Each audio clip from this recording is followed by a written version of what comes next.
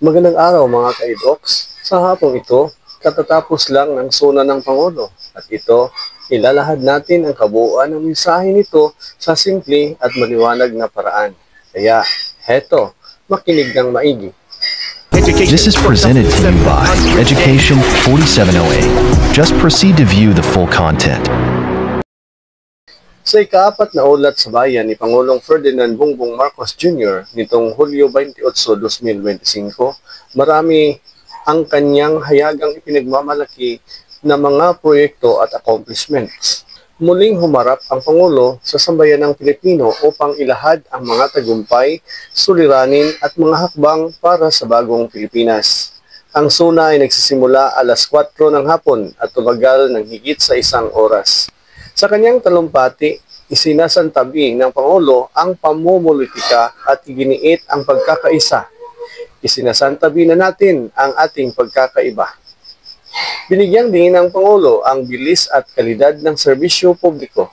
Inamin niyang may kakulangan sa delivery ng serbisyo, ngunit nangakong ito ay kanyang tututukan. Sa ilalim ng kanyang administrasyon, 2,500,000 pamilyang Pilipino ang naiangat sa kahirapan sa pamamagitan ng trabaho at suporta sa maliliit na negosyo. Ipinagmamalaki rin niya ang pagsasama-sama ng mahigit 40 na online government services sa ilalim ng eGov platform. Isinulong din ang pagpapabilis ng serbisyo sa LTO, kung saan target ang 3 araw na pagpapalabas ng plaka at lisensya. Iminumungkahi ng Pangulo ang pag-amyenda sa Pantawid Pamilya Pilipino Program Law upang mas mapabuti ang social protection ng pinakamahihirap. Sa sektor ng agrikultura, tinutukan ng Pangulo ang krusyal na isyu ng presyo ng bigas. Pinatitibay ang layuning maipababa sa 20 piso ang kada kilo ng bigas sa pamamagitan ng kadiwa ng Pangulo. Binigyang babala ang mga negosyanteng nagsasamantala sa presyo. Aniya, may karampatang parusa ang pagmamanipula ng presyo. Mahigit 8,500,000 magsasaka at mangingisda ang nakikinabang na ngayon sa iba't ibang suportang pang-agrikultura. Hiningi rin ng Pangulo ang pagrebisa sa Coconut Farmers and Industry Trust Fund Law. Higit 3,000,000 kabahayan pa rin ang walang kuryente sa Pilipinas. Bilang tugon, inilunsad ng administrasyon ang 200 bagong power plants at net metering program para sa renewable energy. Sa tubig naman, inihayag na 6 na milyong consumer ang naaapektuhan ng hindi maayos sa serbisyo ng water concessionaires. Nagbabala si Pangulong Marcos na mananagot ang mga tiwaling tagapangasiwa ng tubig.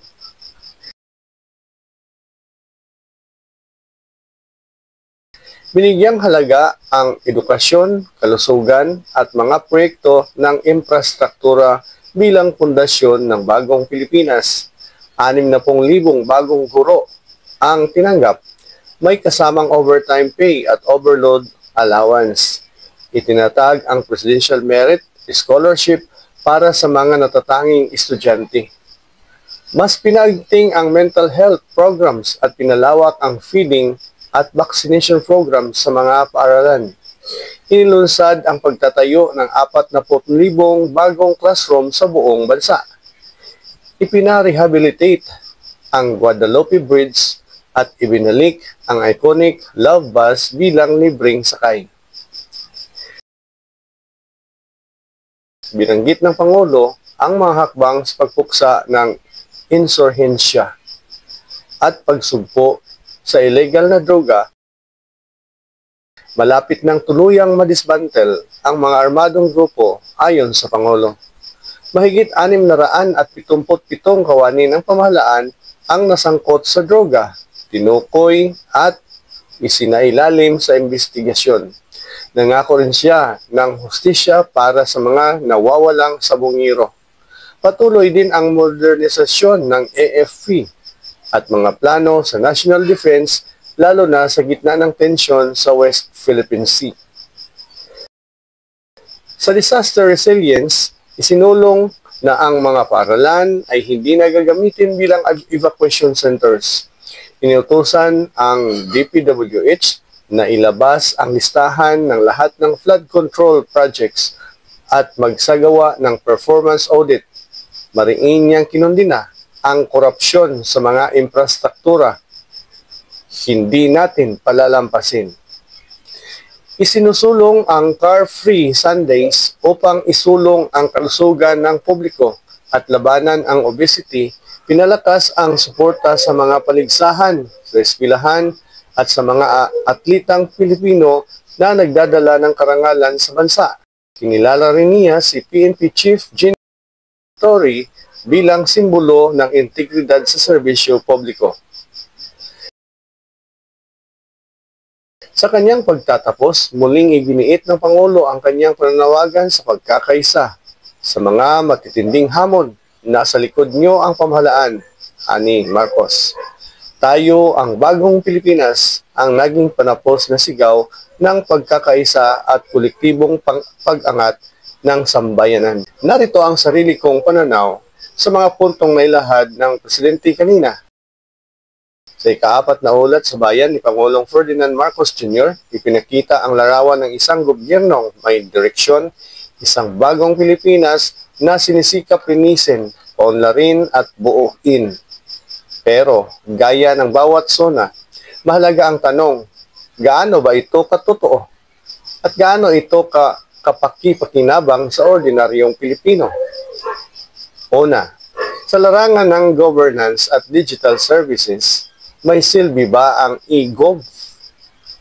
Sa kanyang talumpati, ipinagmamalaki ni PBBM ang e-gov platform na nag-iisang portal para sa mahigit 40 na ahensyang pampamahalaan.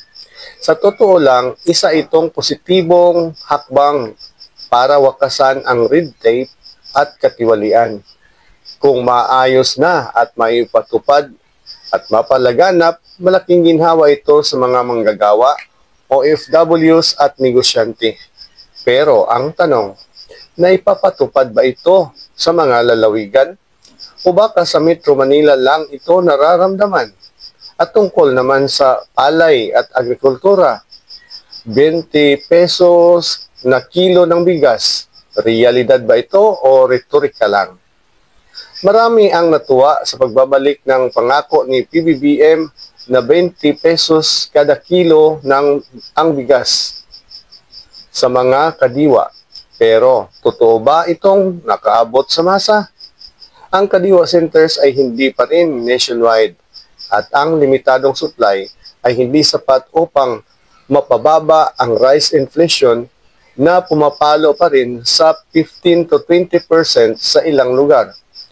Ang tulong sa 8.5 milyong magsasaka at mangingisda ay totoo. Pero kung hindi maaabot ng ordinaryong mamimili ang murang mugas, para kanino ang benepisyo? At tungkol naman sa enerhiya at tubig, ano ang nararanasan ng tao? May kuryente, walang tubig. Tama si Pangulong Marcos, may higit 3 milyong bahay pa rin ang walang kuryente. Ang pagbubukas ng 200 bagong planta at net metering program ay long-term solution. Maganda pero hindi agad mararamdaman. Mas kritikal ang isyu ng tubig na 6 na milyong Pilipino raw ang apektado ng kulang o mahal na serbisyo. Ngunit hanggang ngayon, wala pang malinaw na plano kung paano tutugunan ang monopolyo o maling pamamahala ng water concessionaires. Samantalang sa infrastruktura, edukasyon, kalusugan, marami nga ba ang nabago? Ang 40,000 bagong silid-aralan at 60,000 bagong guro ay malaking tagumpay kung maipatupad ng maayos. Kailangan ito, lalo na sa overcrowded classrooms sa public schools.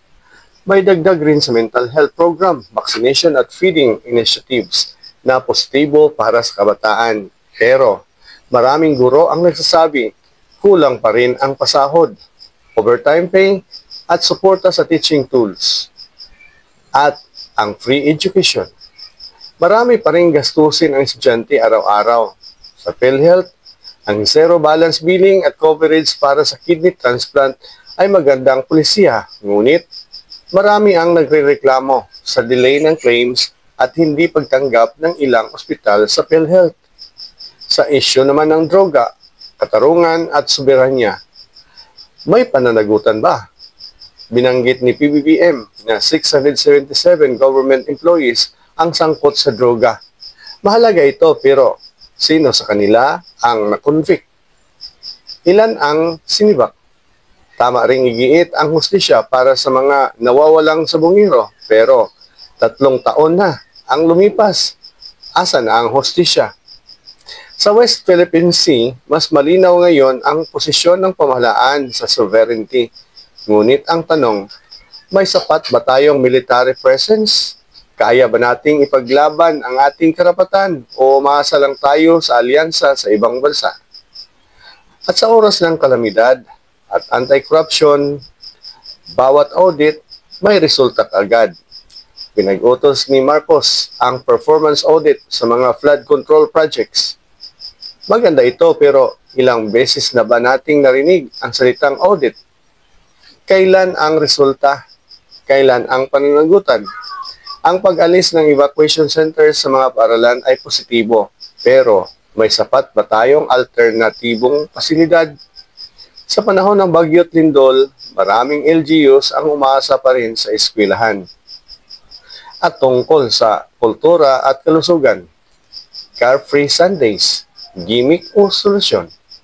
Ang pangpunukalang car-free Sundays ay nakakatuwang pakinggan, pero para sa maraming Pilipino, hindi ito prioridad. Mas uunahin ng masa ang murang pamasahe, murang bigas, ligtas na kansada at libreng serbisyo medikal kaysa citywide walking campaign. At ang ating konklusyon tungkol dito, ukol sa bagong Pilipinas, posisyon ba o misyon? Ang SONA 2025 ni Pangulong Bongbong Marcos ay puno ng layunin mula sa 20 pesos na bigas hanggang free love bus. Ngunit gaya ng maraming naunang SONA, ang tanong, hindi kung maganda ang plano, kundi kung kaya itong maisakatuparan.